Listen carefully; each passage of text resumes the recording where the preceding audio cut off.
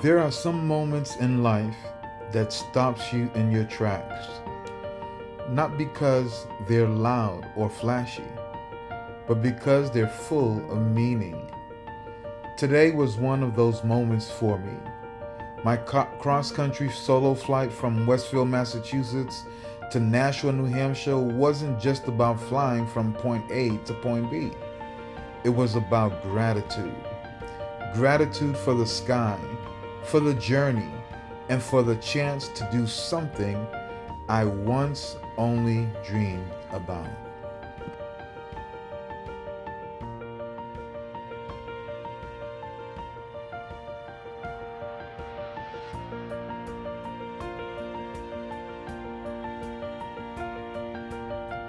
As I taxi out today, I'm not just thinking about airspeed, headings, or checklists. I'm thinking about how far I've come. Every bump in the taxiway reminds me that this journey wasn't smooth, but it's mine. I'm grateful for this moment, for the privilege to fly, for the lessons, the support, and the quiet peace that comes with doing what I love. Today's flight isn't about performance. It's about perspective. And from where I sit, I'm already flying.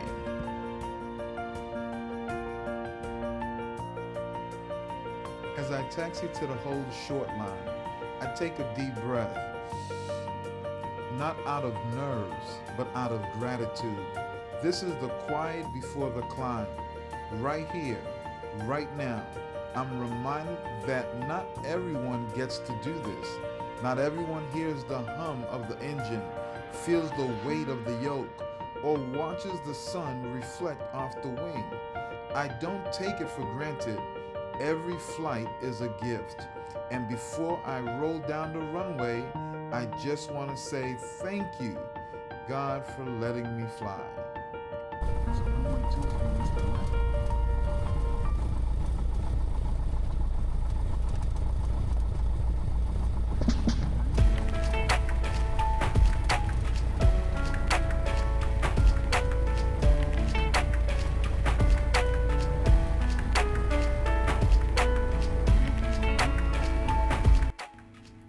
As I go through my run-up, checking my mags, engine instruments, control, I pause for a moment, not because the checklist says to, but because my heart does.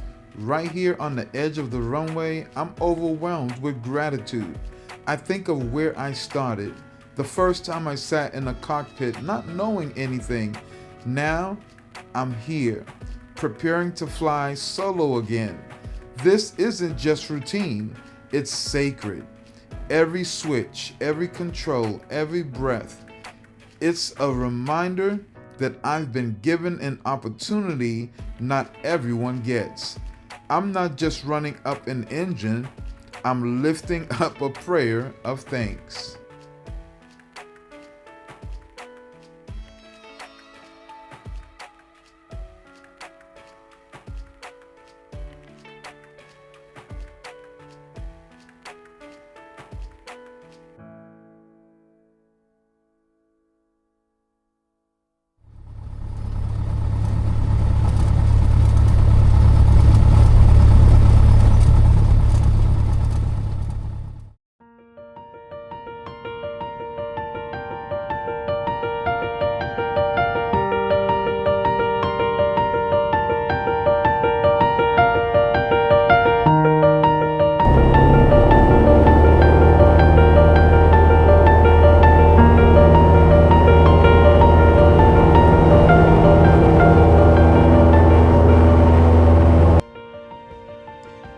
As I took off from Westfield Barnes Airport, I looked out over the hills of Massachusetts and couldn't help but feel overwhelmed with thankfulness. Thankful to even be in this seat, to be in the air.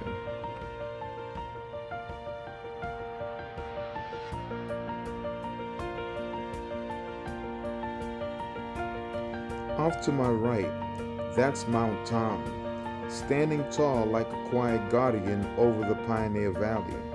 It's more than just a mountain to the community here. For generations, it's been a place of memories, of hikes, family picnics, and winter sleddings. But it also holds history. Once home to a summit house and even a mountain railway back in the late 1800s, Mount Tom was a destination long before airplanes graced the sky. It was a symbol of progress, of connection, and of community.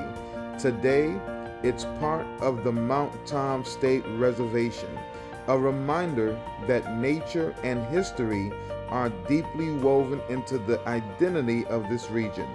Looking at it from up here, I can't help but feel grateful. Grateful to fly over something that has meant so much to so many. It's a place or a piece of New England's heart, and today I get the honor of seeing it from a view that few get to witness.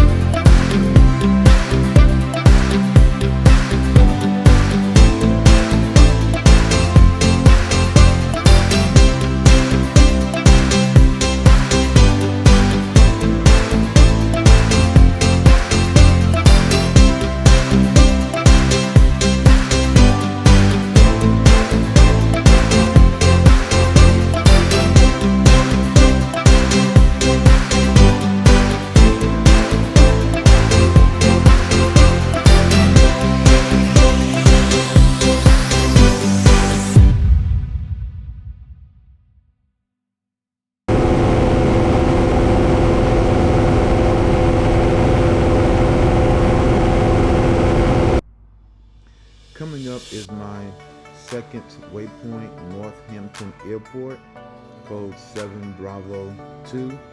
Now, it may look like just another small airstrip tucked beneath the Connecticut River, but there's almost a century of history resting beneath those runways. You know, back in 1929, it opened as LaFleur Airport, and it quickly became a place where dreams took flight. Pilots like Charles Lindbergh and Ruth Nichols once touched down here. The Granville brothers, who designed the legendary GB racers, made their mark here too. And during World War II, this humble field played a vital role as a naval training facility, helping prepare pilots to defend freedom. It's amazing to think that from a quiet strip of pavement in western Massachusetts, so many lives were shaped, so much legacy formed. And as I fly over it today, I feel it, the weight of that legacy, the quiet reminder that great things don't always start with fanfare. They start with passion, persistence, and purpose. This flight reminds me of that. Leadership isn't always loud. It's about growing up, doing the work, and passing the torch forward. Just like the generations of aviators who come through Northampton Airport, I'm learning, growing, and hopefully inspiring the next person to chase their sky. Grateful to fly, grateful to learn, grateful to be part of the story.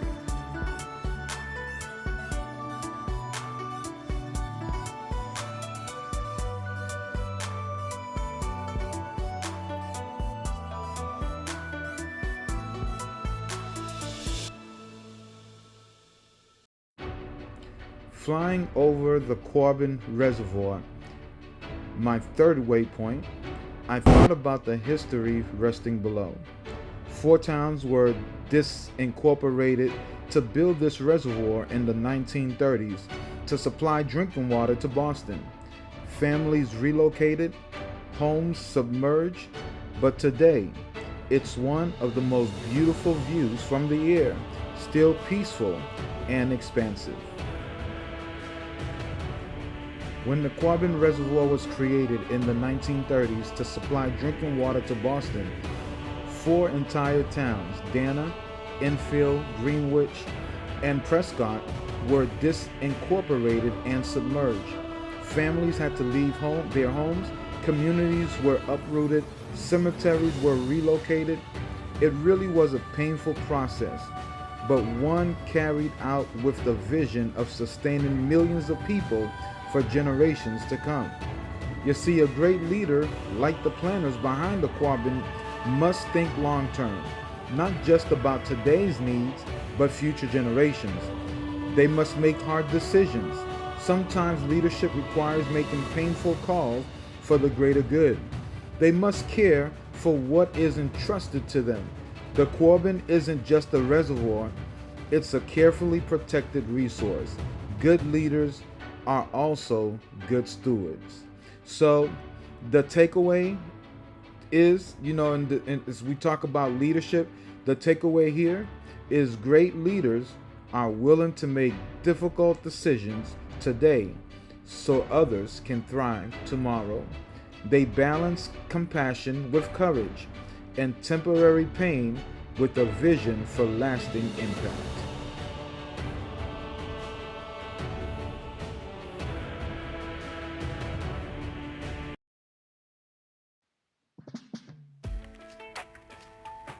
Gratitude hit again. Gratitude for every lesson, every hour of ground school, every checklist, every mistake I've learned from. Gratitude for the people who've inspired me along the way.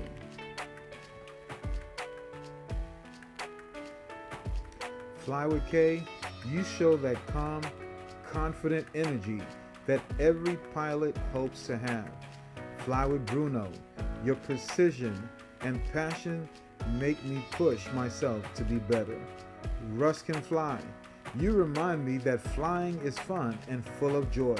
Mojo Grip, you keep it real, and your journey always inspires me to keep going.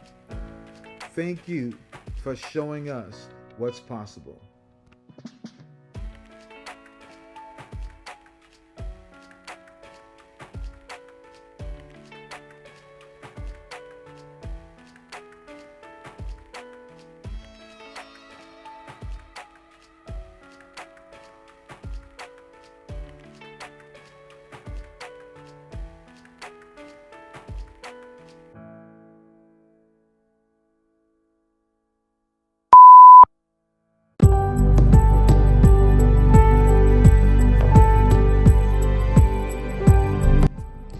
As you can see here, as I begin to make my way into the Nashua area, I'm descending from 5,500 feet, descending to the traffic pattern altitude, which is about 1,200 feet.